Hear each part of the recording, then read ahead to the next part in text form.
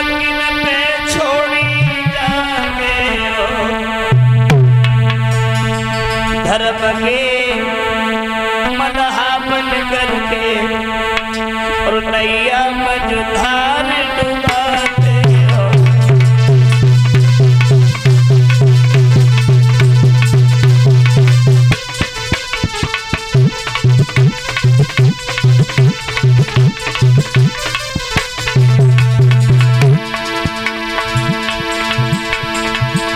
बेटा जा दुखिया मैया को छोड़े जाते हो, धर्म के पनाह बन करके नैया मझधार डुबाते हो।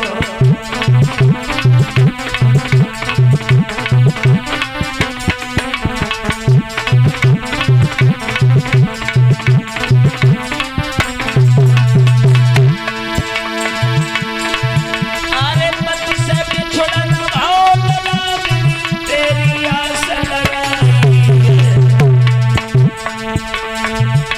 अब तू भी हमको छोड़ चलो, क्यों धरी को मरन तुराई है।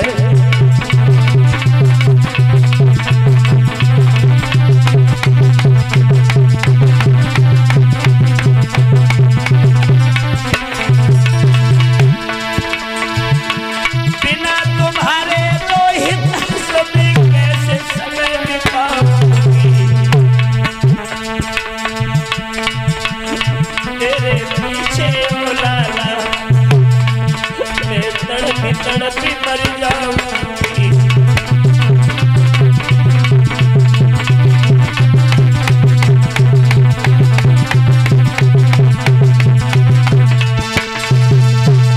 आज भैया तारा अपने पुत्र रोहितास की गोद में रखे हुए हैं। उस बगीचे में रात हो चुकी है, कोई समझाने वाला नहीं है। किस प्रकार से करुण क्रंदन करती है, बार बार अपने पुत्र को अपनी छाती से लगा लेती है, पागलों की भांति बातें करती है। बेटा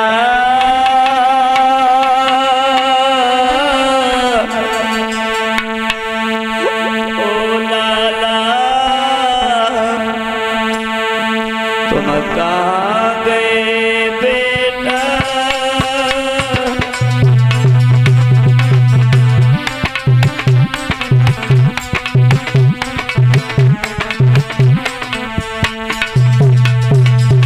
रो रही है। पुत्र रोहितास को अपनी छाती से लगाए हुए कह रही है, लाला बेटा मेरे छैया मेरे तुम कहाँ गए लाला।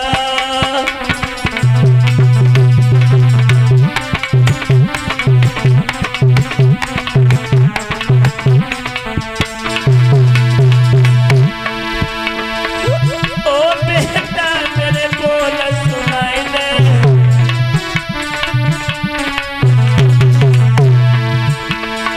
अपनी जमैया को धीरज बधाई दे,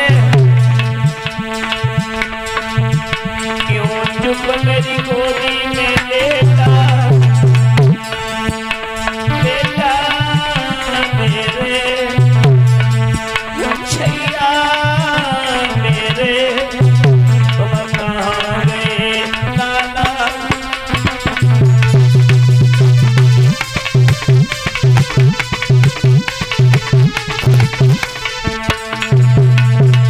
क्या दशा है, और अंदाज लगा सकते हैं। माँ की गोद में पुत्र की लाश हो,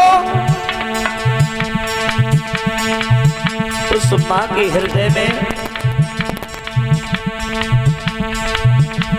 उस माँ को कितना बड़ा दुख होगा, इसका वर्णन तो भगवान भी नहीं कर सकते। कबहू हंसी घुटनों में धरती है,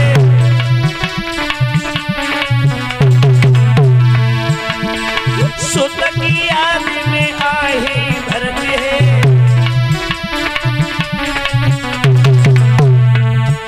मेरो देगो करम लपेटा बेटा मेरे छैया मेरे तुम कहाँ गए लाला।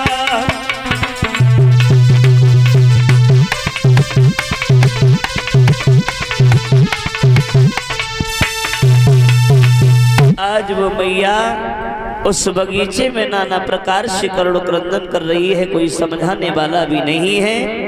थोड़ी देर के बाद बगीचे की मालिन उस बगीचे को देखने के लिए आई और तारा के रोने की आवाज जब उसके कान में पड़ी, धीरे धीरे बढ़ती हुई तारा के समीप पहुंची है। उसके पुत्र की लाश जब गोद में देखी, आज उस मैया को जब रोता हुआ देखा, बगीचे की मालिन ने धैर्य बनाया है, बहन अब रोने के लिए पूरी जिंदगी पड़ी है, रोती रहना। और अगर तुम इसी तरह से रोने में लगी रही, तुम्हारे इस बच्चे की लाश फट जाएगी, क्योंकि इसका पूरा शरीर नीला पड़ चुका है। जितनी जल्दी हो सके इस पुत्र की लाश का अंतिम संस्कार कर दो। मालिन के जब ये शब्द सुने हैं तो तारा बोली है, बहन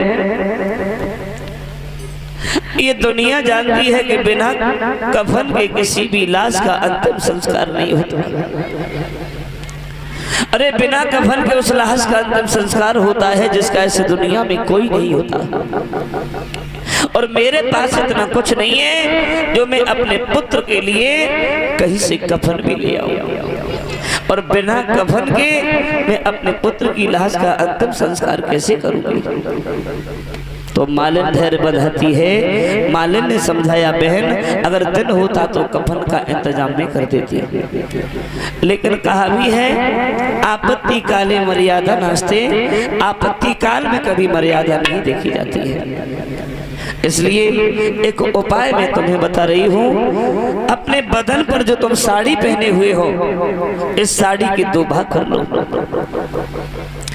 एक भाग से अपने शरीर को ढक लो और एक भाग का कफन समझ लो। अपने पुत्र की लाश को लेकर के किसी शमशान में जाके इसका अंतिम संस्कार कर दो। मालिन के जब ये शब्द सुने हैं तो तारा ने वही किया। साड़ी के दो भाग किए हैं, आधी साड़ी से अपने बदन को ढका है, आधी साड़ी का कफन समझ करके अपने पुत्र रोहितास के ऊपर डाला है, और अपने पुत्र रोहितास की लाश को लेकर मैया कंधे पर लाश को डाल करके शमशान की ओर बढ़ी है। रात का वक्त है।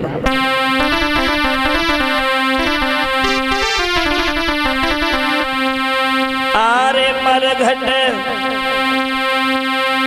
जाई रही उतारा ने मिला हसी रोहित की।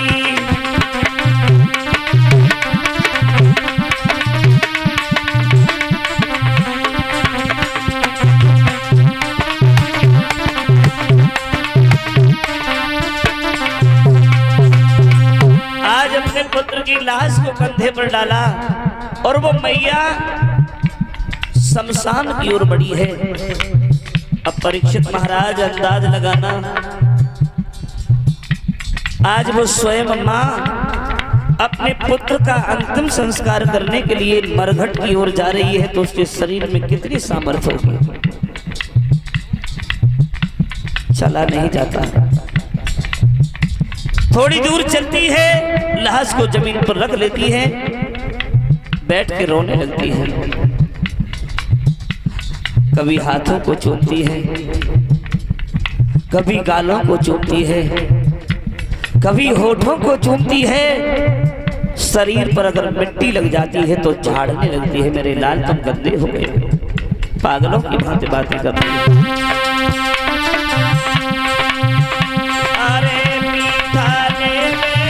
और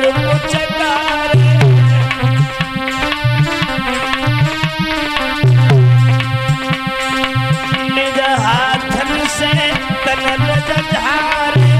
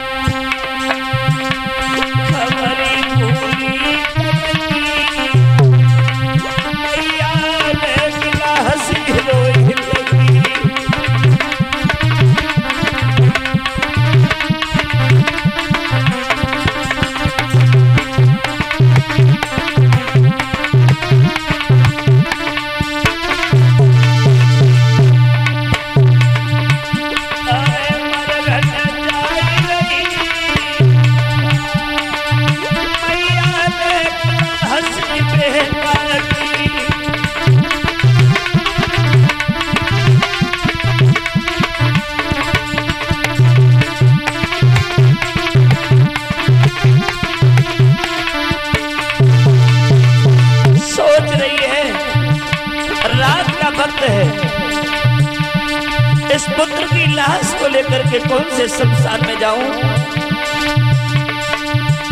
अरे कैसी करूं, कहां ले जाऊं?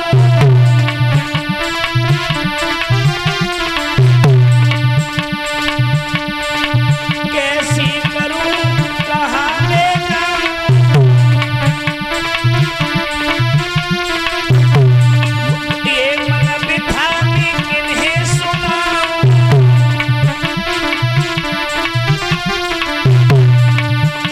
लही लगी अतिगम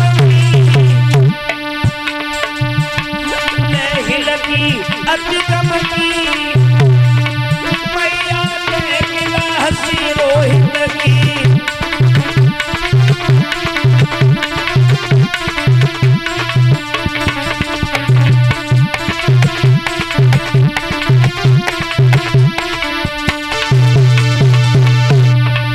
मरघट जाई रही तारा गिला हसी बेटा की।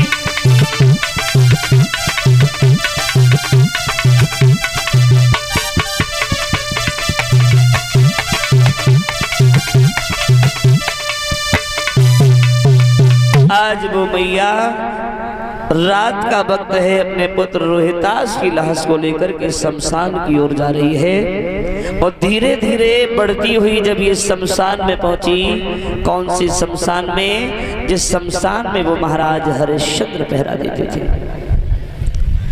उसी शमशान में प्रवेश कर गई। लाश को जमीन पर रख लिया, मगर रोना बंद नहीं किया।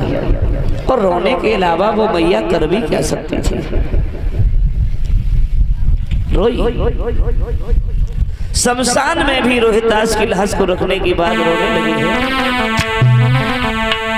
बेटा मेरे बोलो, अखियां जरा खोलो, लाला मेरे बोलो, अखियां जरा खोलो, मैया तेरी रोवे लाडली बोल सुना दे, मुझे धीर बना दे, मुझे धीर बना दे।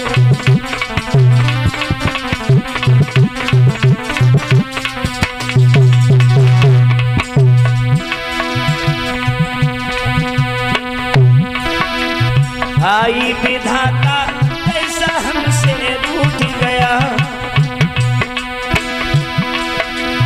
राजपाट धन धाम सभी मेरा छूट गया। कोई नहीं है पास जो कि आंस बना दे, मुझे बोल सुना दे, मुझे बोल सुना दे।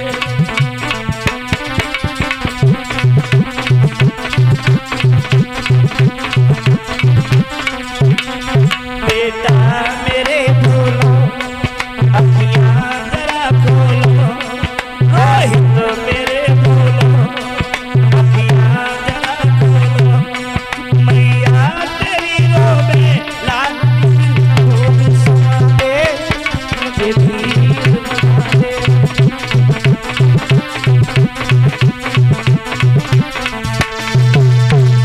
आज वो मैया उस शमशान में भी अपने पुत्र की लाश को रखने की बाद में जब रोई, और तारा के रोने की आवाज महाराज हरिश्चंद्र के कान में पड़ी। वहीं से आवाज लगाई है, कौन है?